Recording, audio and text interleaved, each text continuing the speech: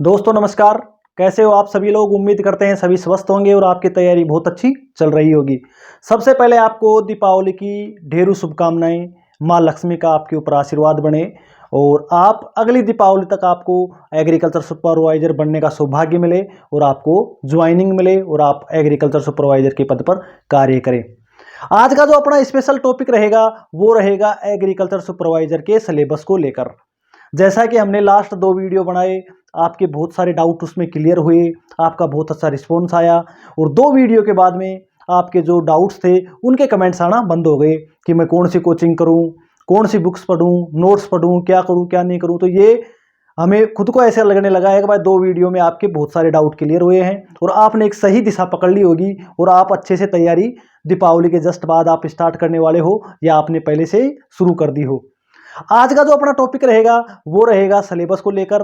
Syllabus किस हिसाब से आता है, करंट अफेयर्स के सवाल आते हैं वो कहाँ से आते हैं, और जो एग्रीकल्चर का जो सिलेबस है वो अपना उसमें जो अपना सिलेबस दे रखा है तो एग्रीकल्चर का तो उसमें टॉपिक वाइज अच्छे से दे रखा है, तो वो तो मैं इसमें बताऊंगा नहीं आपको वीडियो में। अगर आपको समझ में नहीं आ रहा है ना जो अपना दे रखा है टाइम टेबल उसमें, तो मैं आपको वो भी बता दूंगा। इसमें स्पेशली मैं बताऊंगा आपको जीके का टॉपिक, जीके के टॉपिक पूरे खोल के बताऊंगा जो अपने सिलेबस में दे रखे हैं उसके अकॉर्डिंग कौन कौन से टॉपिक आएंगे और कौन से सब्जेक्ट से कितने सवाल आएंगे। जीके में तो ये बताएंगे अपन। हिंदी में मैं बताऊंगा, हालांकि हिंदी के अपने 11-12 टॉपिक्स हैं वो अपने सिलेबस में दे रखे हैं, लेकिन मैं आपको ये बताऊंगा कौन से टॉपिक से कितने सवाल आए हैं और कितने सवाल आने की संभावना है, इसके बारे में अपन ये चर्चा करेंगे। रही बात एग्रीकल्चर का जो सिलेबस है वो उसमें दे रखा है। अगर ये भी आपको समझ में नहीं आ रहा है तो इसका भी मैं वीडियो से आपको समझा दूंगा। अभी मैं जीके और हिंदी की इसमें पूरा खोल के सारी चीजें बता रहा हूं आपको। और फिर इसके बाद में एक 11 तारीख को बहुत ही इंपॉर्टेंट जो करंट अफेयर्स का सवाल इसमें से बनेगा। 11 अक्टूबर को, 11 अक्टूबर को प्रधानमंत्री धन धान्य एक योजना है, उसकी पूरा ऐसे मान लो इसका पूरा का पूरा अपन वो करेंगे, चर्चा करेंगे। और इससे आपका एक सवाल, अगर अगले 2 महीने में ऐसी कोई और घटना नहीं होती है ना, तो एक सवाल तो यहां से कन्फर्म आएगा करंट अफेयर्स का। इसके कम से कम 8-10 ऐसे पॉइंट्स हैं जिनमें से सवाल आएगा और 100% आएगा। वो सवाल अपना करंट अफेयर्स में भी है और वैसे अपने एग्रीकल्चर के पोर्शन में भी है, तो वही अपना इसकी भी अपन चर्चा करेंगे। तो चलिए शुरू करते हैं अपना वीडियो। तो जो भी स्टूडेंट चैनल पर नए हैं तो चैनल को तो आप सब्सक्राइब करोगे और वीडियो को लाइक और शेयर करोगे। सबसे पहले अपन बात करेंगे जीके के सिलेबस की। जीके का सिलेबस देखो, जीके अपने 25 क्वेश्चन आते हैं और 75 नंबर की आती है। बहुत बड़ा रोल है इसका सिलेक्शन में, क्योंकि एग्रीकल्चर वाले जो स्टूडेंट हैं उनकी अमूमन जो जीके है वो थोड़ी सी वीक होती है, तो ये बहुत ही ज़्यादा इंपॉर्टेंट है सिलेक्शन दिलाने में। अब इसमें अपन बात करेंगे सबसे पहले भूगोल की। जो राजस्थान का भूगोल है उसमें से कौन कौन से अपने टॉपिक आएंगे, कितने नंबर के इसमें भूगोल का पोर्शन लगभग आ जाता है। राजस्थान का भूगोल, भूगोल इसका जो अपना पहला टॉपिक रहेगा वो रहेगा राजस्थान की स्थिति और विस्तार। स्थिति और विस्तार ये अपन सभी जानते हैं, राजस्थान किधर स्थित है, क्या है, कितना विस्तार है, कौन कौन से डिस्ट्रिक्ट बॉर्डर पे लगते हैं, कौन कौन से नहीं है, तो सारा विस्तार में आ गया अपना ये पूरा बायोडाटा राजस्थान का। एक तरह से अपन कहें एक परिचय हो गया। तो ये अपना पहला टॉपिक रहेगा इसमें। दूसरा रहेगा अपना इसका भौतिक विभाजन। भौतिक विभाजन, भौतिक विभाजन है जिसमें पूर्व के मैदान है, पश्चिम का मरुस्थल है, अरावली पर्वतमाला है, ये सभी इसमें अपने भौतिक विभाजन में आ जाएंगे। तीसरा जो अपना टॉपिक है वो है अफवाह तंत्र। अफवाह तंत्र, जो अफवाह तंत्र है इसमें अपनी नदियां आ गई बंगाल की खाड़ी से, अरब सागर से जो ये नदियां निकलती हैं सारी अफवाह तंत्र में आएंगी, तो ये इसमें अफवाह तंत्र हो गया अपना। नेक्स्ट रहेगा अपना इसमें टॉपिक जलवायु। जलवायु, जलवायु वाला टॉपिक होगा। फिर इसके बाद में रहेगा अपना मृदा। 5वां टॉपिक है मृदा का। देखो कुछ कुछ टॉपिक्स हैं इसमें अपने एग्रीकल्चर में भी हैं और ज्योग्राफी में हैं, तो आपका डबल रिवीजन भी हो जाएगा और इनके क्वेश्चंस जीके में भी आते हैं और अपने एग्रीकल्चर में भी आते हैं, तो ये अपने लिए और बेनिफिट वाली बात है। फिर अपना अगला टॉपिक है ज्योग्राफी में, वो रहेगा वन, वन्य जीव, वन, वन्य जीव और वन जीव संरक्षण, वन जीव संरक्षण। तो ये अपना नेक्स्ट टॉपिक है। इसके बाद में अपना आएगा राजस्थान का मरुस्थल। 7वां टॉपिक है अपना मरुस्थल वाला। मरुस्थल कितने जिलों में फैला हुआ है, कैसे कैसे क्या विस्तार है, ये सारी इसमें डिटेल्स आ जाएंगे अपनी। नेक्स्ट रहेगा अपना पशुधन। पशुधन देखो ये टॉपिक भी अपना एनिमल में है और यहाँ पे भी आ गया। फिर रहेगा अपनी बहुउद्देशीय परियोजनाएं। 9वां अपना टॉपिक है वो रहेगा बहुउद्देशीय परियोजनाएं। परियोजनाएं और बहुउद्देशीय परियोजनाओं के बाद में है अपनी सिंचाई परियोजनाएं। सिंचाई परियोजनाएं, सिंचाई परियोजनाएं। और फिर अपना रहेगा जलवायु प्रदेश फसलें, बागवानी फसलें, एग्रीकल्चर फसलें, ये यानी जलवायु प्रदेश अपनी फसलें, फसलों में अपनी हॉर्टिकल्चर की भी आ जाएंगी और अपने एग्रीकल्चर की भी आ जाएंगी। तो ये अपना ज्योग्राफी का सिलेबस है। ये पूरा मैंने विस्तार से आपको बता दिया। ये टॉपिक्स आपको पढ़ने हैं। ये बाकायदा आपको जो कोई भी बुक लेके आओगे ना उसके फ्रंट में ये सारी चीजें मिल जाएंगी। ज्योग्राफी में ये अपने टॉपिक्स हैं। अब कुल मिला के ज्योग्राफी के कितने अपने नंबर या कितने अपने सवाल आ सकते हैं, यहाँ मैं सवाल की बात करूं तो ज्योग्राफी के लगभग आपको हर एग्जाम में 7 सवाल देखने को मिलेंगे। 7 क्वेश्चंस ज्योग्राफी के 7 क्वेश्चंस मिलेंगे। कम से कम एक रेशो बताऊंगा मैं आपको कि भाई इस हिसाब से आ सकते हैं। हो सकता है 8 भी हो जाए, 9 हो जाए, 6 हो जाए, लेकिन तकरीबन मान के चलो 7 से 8 क्वेश्चन ज्योग्राफी के आपको जरूर देखने को मिलेंगे। आप इसका स्क्रीनशॉट ले सकते हो। फिर अपन बात करेंगे इतिहास के बारे में। देखो टॉपिक जो अपना सिलेबस है वो दे रखा है अपन ने, लेकिन फिर भी मैं यहाँ पे डिस्क्रिप्शन से बता रहा हूँ आपको आपकी सुविधा के लिए, क्योंकि बहुत सारे स्टूडेंट कंफ्यूज हो जाते हैं सर करंट जीके पढ़ें, क्या पढ़ें, क्या कौन कौन से टॉपिक पढ़ें, इसीलिए मैंने ये वीडियो बनाया है आपके लिए। अब अपना आ गया इतिहास। इतिहास कई बार कुछ चीजें ऐसी होती हैं सिलेबस में दे रखी हैं, नहीं दे रखी हैं तो भी उसके सवाल आ जाते हैं, तो वो एक दूसरे से लिंक होती हैं। कोई ना कोई सब्जेक्ट है अपना एग्रीकल्चर का मान लो या जीके का टॉपिक मान लो, तो उससे रिलेटेड होती हैं, वही चीजें आती हैं। इतिहास में बात करें अपने राजस्थान की प्रमुख प्रोग ऐतिहासिक सभ्यताएं, यानी सभ्यताएं हैं उसमें सभ्यता। तो सभ्यता में मैंने दे रखा है एक तो कालीबंगा और एक दे रखा है आहड़। हालांकि मैक्सिमम यही है कि इन्हीं दोनों में से क्वेश्चंस आते हैं, लेकिन फिर भी अपने को गणेश्वर सभ्यता हो गई, गणेश्वर सभ्यता हो गई, और एक दो सभ्यताएं और जो इससे रिलेटेड हैं वो अपन याद कर सकते हैं। बाकी मेन तो यही है कि भाई कालीबंगा और आहड़ में से ही सवाल आएंगे। सिलेबस में ये दो ही चीजें दे रखी हैं, तो अपने को ये इन दो पे ही ज्यादा फोकस करना है। फिर आ गए अपने राजवंश।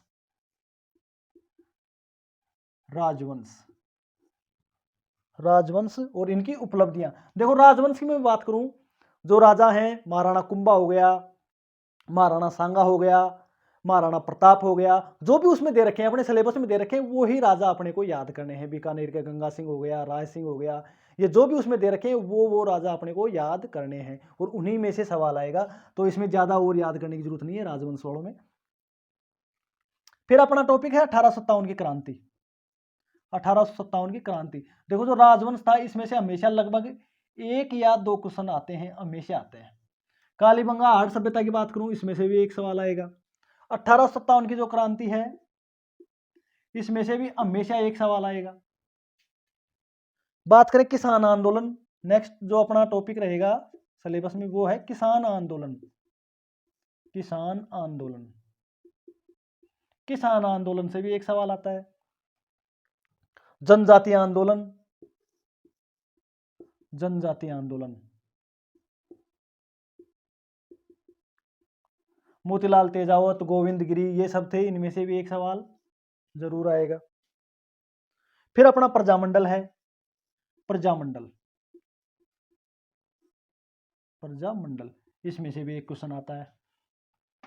फिर अपना एकीकरण है, एकीकरण से भी एक सवाल आएगा। राजस्थान का एकीकरण 7 चरणों में हुआ था और इसमें से भी आपको एक क्वेश्चन देखने को मिलेगा। फिर है अपना राजनीतिक जनजागरण, राजनीतिक जनजागरण, राजनीतिक जनजागरण। और राजस्थान के खेल और खिलाड़ी प्रमुख, प्रमुख खेल और खिलाड़ी, इसमें से भी आपको एक क्वेश्चन देखने को मिलेगा। जो इतिहास के जो अपने टॉपिक्स है ना, उनमें से सब में से एक एक सवाल आएगा। और इतिहास के इस हिसाब से लगभग 8 क्वेश्चन आपको हर एग्जाम में देखने को मिलेंगे। इतिहास से 8 सवाल बताए मैंने, ज्योग्राफी से मैंने आपको 7 क्वेश्चन बताए हैं। 8 के 9 भी हो सकते हैं, 7 भी हो सकते हैं। मैंने कहा था प्लस माइनस 1 वो कर सकता है, क्योंकि ओवरऑल सिलेबस दे रखा है अपना जीके का 25 क्वेश्चन का, 75 नंबर के 25 क्वेश्चन ओवरऑल राजस्थान जीके में। ये अपने डिवाइड कर लिए भाई, इस हिसाब से आए हैं, हमेशा से आते रहे हैं। ज्योग्राफी से 7-8, इतिहास से 8 या 9। आप इसका स्क्रीनशॉट ले सकते हो, लेना चाहो तो। नेक्स्ट रहेगा अपना जो बड़ा पोर्शन है, वो है अपना कला और संस्कृति का। इसके बाद में बात करूंगा मैं जो करंट अफेयर्स का जो क्वेश्चन है, बहुत ही बढ़िया, उसके बारे में। उसके 7-8 टॉपिक्स रहेंगे, उनमें से आपको एक सवाल जरूर देखने को मिलेगा, तो वीडियो में आप लास्ट तक बने रहें। अगला है अपना राजस्थान की कला और संस्कृति, राजस्थान की कला और संस्कृति।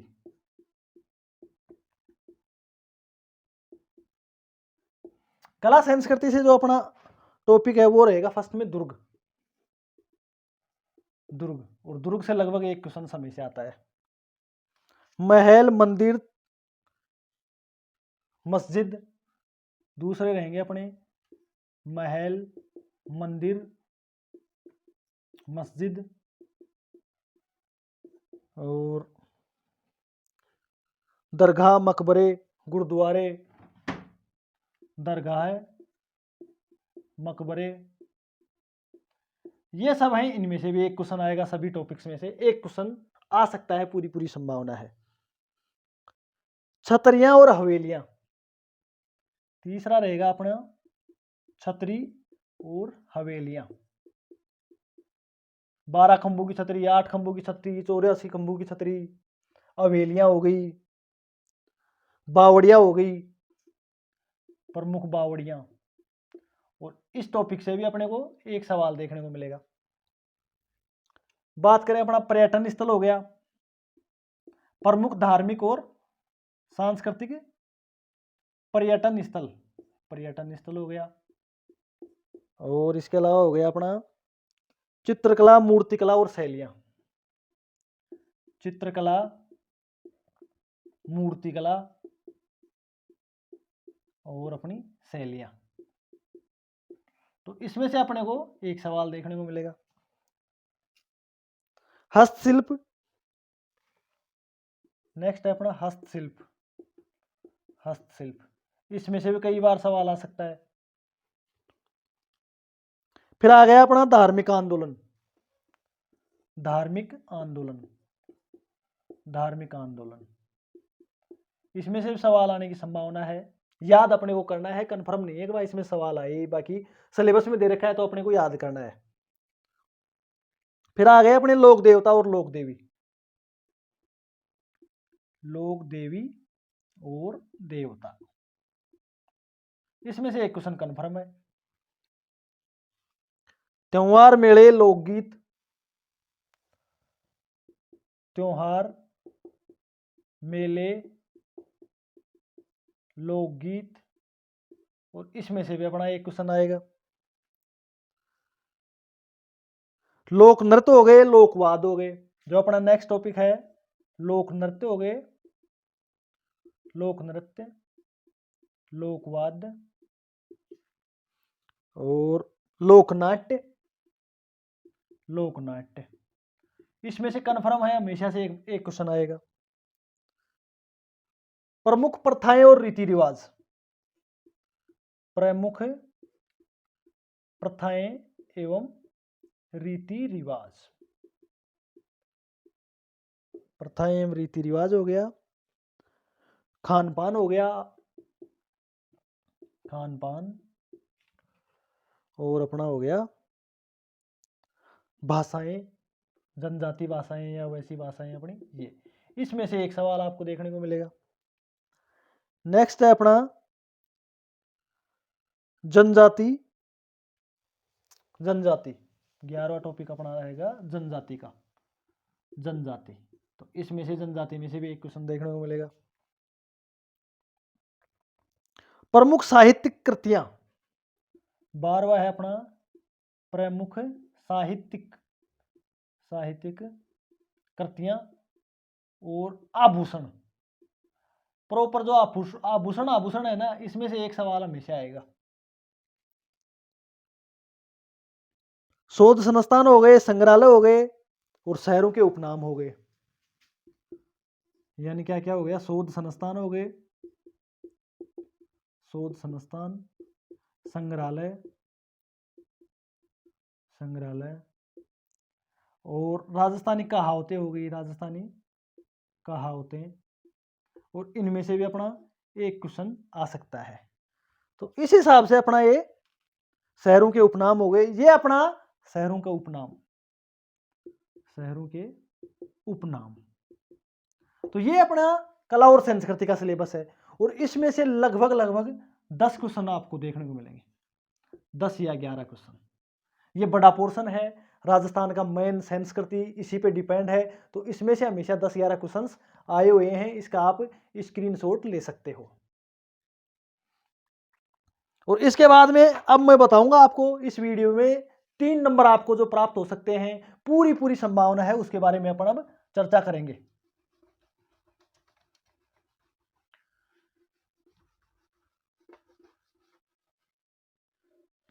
करंट अफेयर्स के 1 या 2 सवाल हमेशा आते हैं।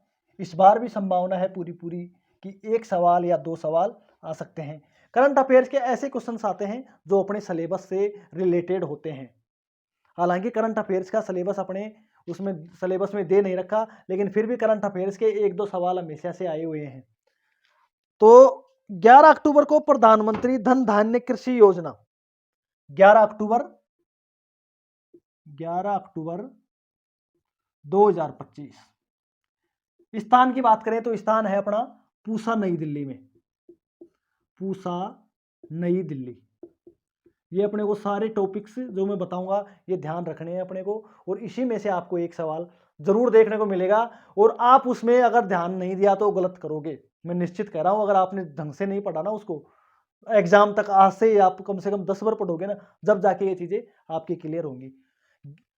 तारीख हो गई 11 अक्टूबर 2025 और स्थान हो गया अपना पूसा, नई दिल्ली में।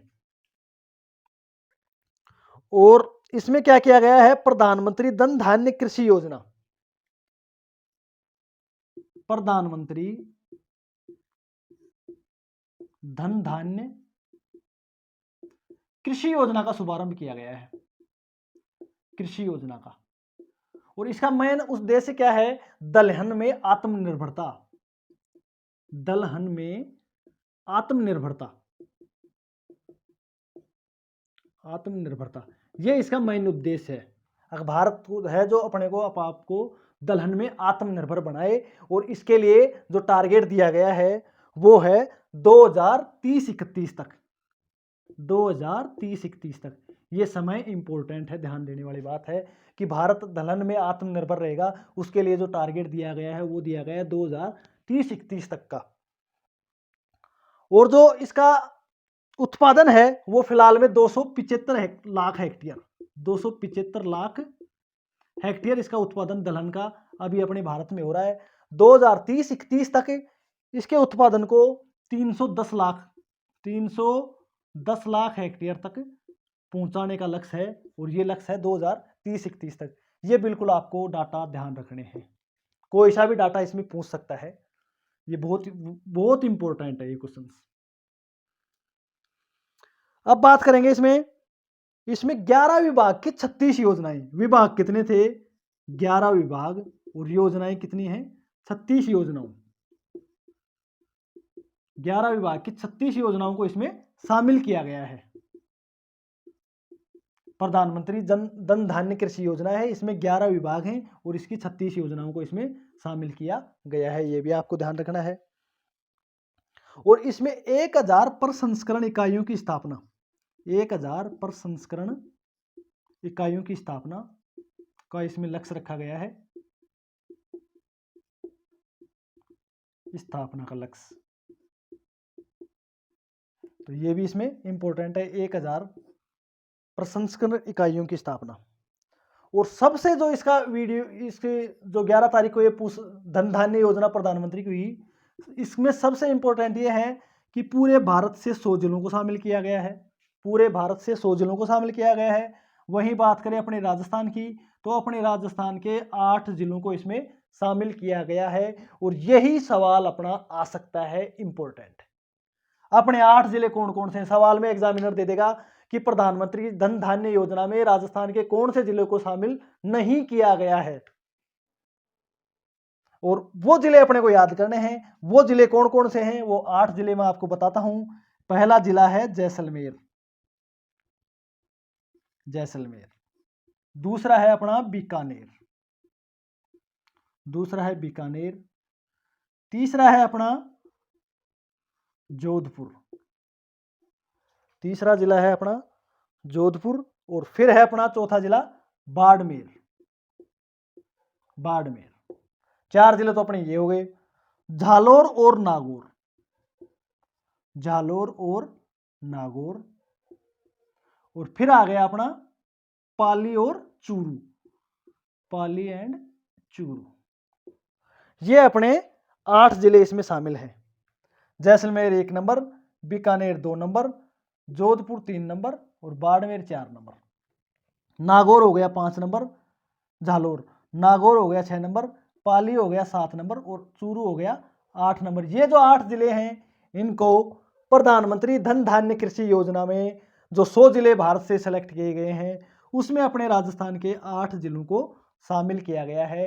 ये जो इंपॉर्टेंट टॉपिक आपके सामने दिख रहे हैं, इनमें से आपको एक सवाल देखने को मिलेगा। ये करंट अफेयर से भी रिलेटेड है और अपने सब्जेक्ट से भी रिलेटेड है। एग्रीकल्चर की अपनी योजना है तो अपने सब्जेक्ट से भी रिलेटेड है, एग्रीकल्चर में भी आ सकता है और अपने करंट अफेयर्स में भी आ सकता है। तो ये टॉपिक्स आपको ध्यान रखने हैं, आप इनका स्क्रीनशॉट ले सकते हो। वीडियो को भी आपको 1 से 2 बार सुनना है, जिससे आपको बहुत अच्छे से ये चीजें याद हो जाएं। तो उम्मीद करते हैं आपको हमारा जो ये आज का जो वीडियो है बहुत अच्छा लगा होगा, इसमें आपका पॉजिटिव रिस्पॉन्स रहा। तो और किसी स्टूडेंट को अगर एग्रीकल्चर का जो अपना सिलेबस है वो भी अगर समझ में नहीं आ रहा है तो उसको भी मैं वीडियो के माध्यम से समझा दूंगा। हालांकि उसमें टॉपिक वाइज दे रखे हैं कि अपने को कौन कौन से टॉपिक याद करने हैं, सब्जेक्ट वाइज दे रखे हैं, वही अपने को याद करने हैं। इसके अलावा भी अगर आपका फिर भी कोई डाउट हो तो उसको मैं सोल्व करने के लिए तैयार हूँ। आप हमें कमेंट करें और कोई भी आपका डाउट हो तो आप हमें कांटेक्ट कर सकते हो किसी भी प्रकार का एग्रीकल्चर सुपरवाइजर को लेकर। और इसके अलावा भी आपको चैनल को, वीडियो को लाइक करना है और चैनल को सब्सक्राइब करना है। ज़्यादा से ज़्यादा अपने स्टूडेंटों के, अपने दोस्तों के पास में शेयर करना है। धन्यवाद।